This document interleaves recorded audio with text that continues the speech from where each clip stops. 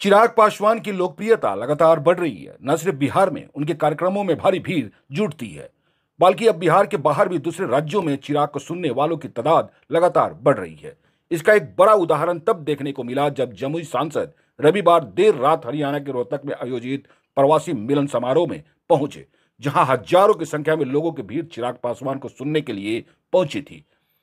चिराग ने भी उन लोगों को निराश नहीं किया और हरियाणा सरकार से बिहार मजदूरों के लिए प्रवासी मंत्रालय शुरू करने की मांग की।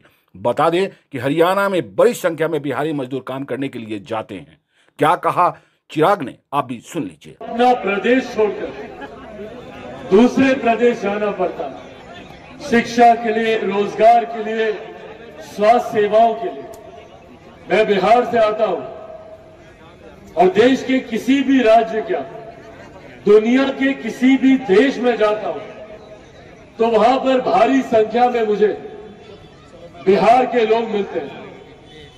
अभी कुछ दिनों पहले दुबई में एक कार्यक्रम था, उससे पहले लंदन हम गए हुए थे। किसी भी देश के, दुनिया के किसी भी देश में चले जाइए या हमारे देश के किसी भी प्रदेश में चले जाइए, भारी संख्या में आपको वहां पर बिहार, उत्तर प्रदेश के लोग आपको मिलेंगे और जो मजबूती से उस राज्य में मेहनत कर उस राज्य का परचम लहराने का काम कर रहे हैं।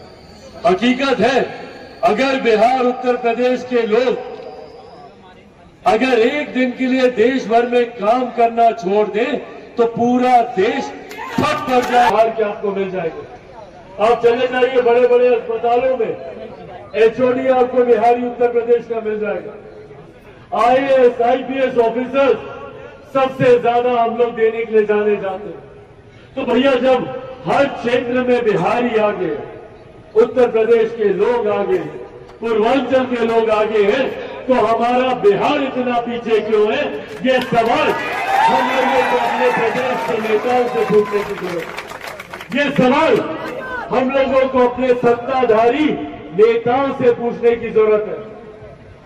खासतौर पर बिहार के लोगों को यह सवाल करना चाहिए बिहार की सरकार से कि जब बिहारी इतना आगे हर क्षेत्र में, देश का, दुनिया में बिहारियों का डंका बज रहा है, तो जब बिहारी इतना आगे है तो मेरा बिहार इतना पीछे क्यों कि आजादी के 75 साल के बाद आज भी बिहार को पिछड़ा प्रदेश कहलाया जाता है।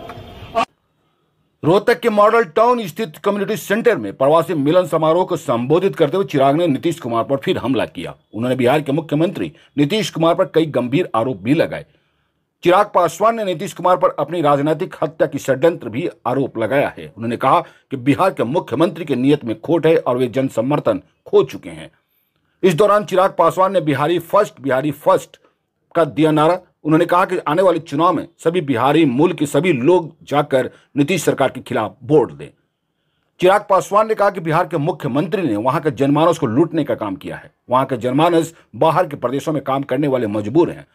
लोजपा के अध्यक्ष ने राजस्थान के कोटा को उदाहरण देकर बिहार में ही मेडिकल और इंजीनियरिंग हब बनाने का वकालत की। चिराग पासवान ने कहा कि भाजपा के साथ मिलकर लोकसभा और विधानसभा चुनाव लड़ेंगे। इस दौरान उन्होंने कांग्रेस की वर्किंग कमेटी के लेकर भी प्रतिक्रिया दी। उन्होंने इंडिया गठबंधन पर कहा कि यह गठबंधन ऐसा है जो हर बार बनने से पहले बिखर जाता है। राहुल गांधी पर तंज कसते हुए चिराग पासवान ने कहा कि अभी नरेंद्र मोदी के सामने लंबा समय लगेगा। कैसे हमारे घर के आगे गली गली बन जाए, ये विकास की सोच सीमित होकर रह गई है हम लोग के प्रदेश में। और यही कारण है कि आजादी के 75 साल के बाद जहां देश के दूसरे प्रदेश तीव्र गति से आगे बढ़ रहे हैं, तो वही हम लोगों का प्रदेश अभी भी एक पिछड़ा राज्य कहलाता है।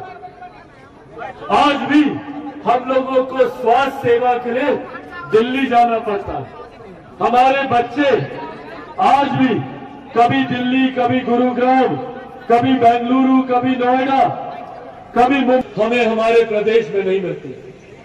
भाई, कौन छोड़कर जाना चाहता है अपना प्रदेश? कोई खुशी से यहां पर आया है क्या? मजबूरी में।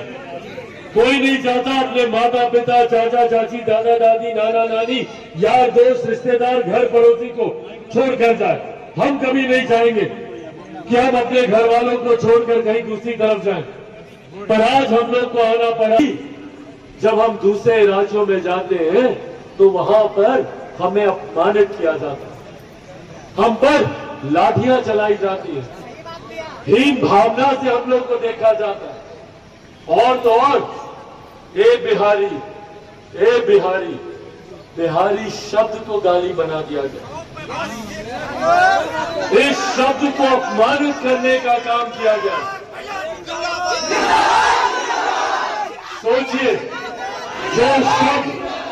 जो शब्द हमारी पहचान है, जो हमारा गुरूर है, हमारा अभिमान है, ये भैया लोग हैं, ये बोलकर हम लोग को बेइज्जत किया जाता है, अपमानित किया जाता है। और अफसोस तब और ज्यादा होता है कि जब अपने ही प्रदेश के लोग हम लोग का संरक्षण नहीं करते, जब हमारी प्रदेश की राज्य सरकार, हमारे मुख्यमंत्री खामोश बैठे रहते, एक आवाज तक नहीं उठाते।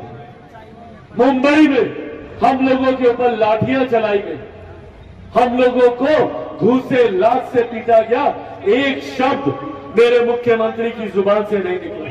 जो दूसरे राज्यों में बैठे हुए बिहारियों को, हम लोगों को भरोसा दिलाए कि भैया हमारी सरकार हमारे साथ। दूसरे प्रदेशों में हम लोग की हत्या हो जाती है पर कोई सवाल तक नहीं करता। और हम आम बिहारी, आम लोगों की बात नहीं कर रहे हैं, बड़े बड़े नाम, मुंबई में सुशांत सिंह राजपूत की हत्या कर दी गई, इतना बड़ा नाम जिसने बिहारियों को पहचान दिलाने का काम किया। हमारे मुख्यमंत्री ने 1.5 महीना तक मुंह नहीं खोला जब तक सुशांत सिंह राजपूत के पिता ने मांग नहीं की कि इसकी सीबीआई जांच करवाई जाए, तब तक मुख्यमंत्री नीतीश कुमार जी ने इस पर आवाज तक उठाने का काम नहीं किया।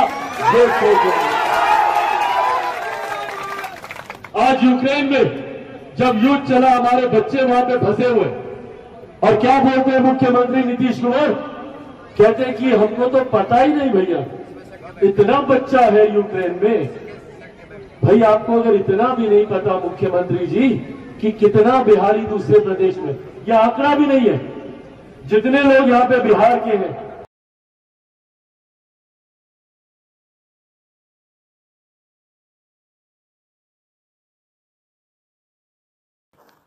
चिराग पासवान, ये है एपी न्यूज नेटवर्क और आप देख रहे हैं आखिर प्रहरी, खबरों की पड़ताल तह तक।